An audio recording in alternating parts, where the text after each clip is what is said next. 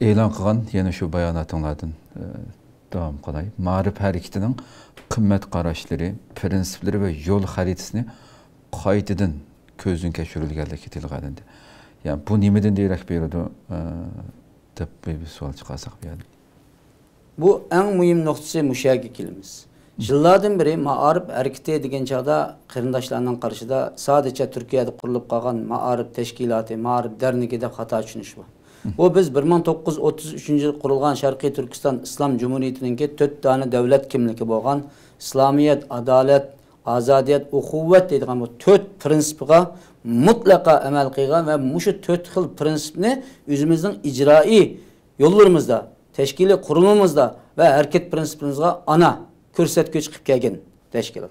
Hamda hammamizga ma'lum hozir dunyoda nurg'unlagan o'zgarishlar bo'ladi. Mayli siyosiy ma'nodan olib aytaylik, mayli ijtimoiy qurilmadan tortib, mayli iqtisodiy, ekonomik jihatdan bo'lsin, bizga hammadan kuch ko'rsatadigan va hammadan muhim bo'lgan bir halqa Sharqiy Turkistonda kun sari o'zgarayotgan Xitoyning irqiy qirg'inchilik, mustamlaka va yo'qotish siyosatlarida.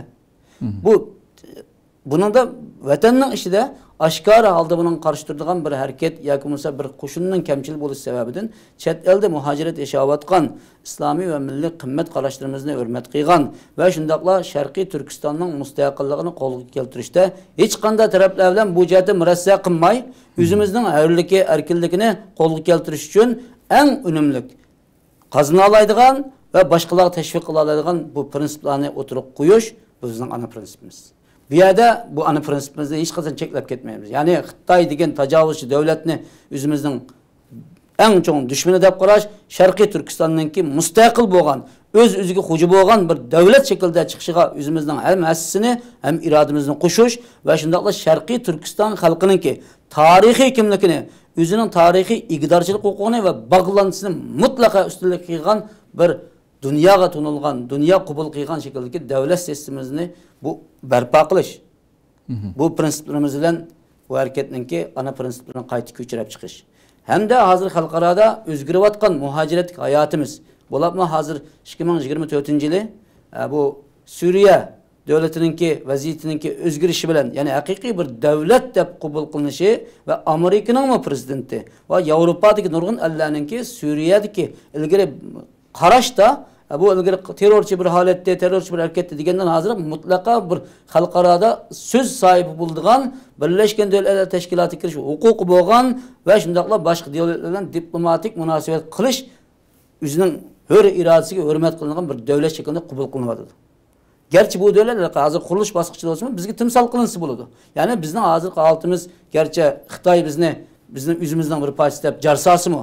Tashkilotlar, sirt yashalgan muhojirat qo'shin bu xiyoliy bir utopiyada yashaydi bu xalqlar. Bu mustaqillik qo'lga keltirimizda bunday qiladi deb o'zimizning ichimizda yetilgan bu ruhga tuvan baho berayotgan taqdirdami, yanalam bu yuksak g'oyimizdan Sharqiy Turkistonningki haqiqiy mushu 4 prinsip bo'yicha İslamiyet, azadiyet ve adalet ve ukuvvet prinsiplari qo'yilgan mutlaqo bir hur davlatni qurishga ishonchimizning bog'liqni o'sha yerda yana bir qatim jamoatchilikka o'rtoqlashimiz.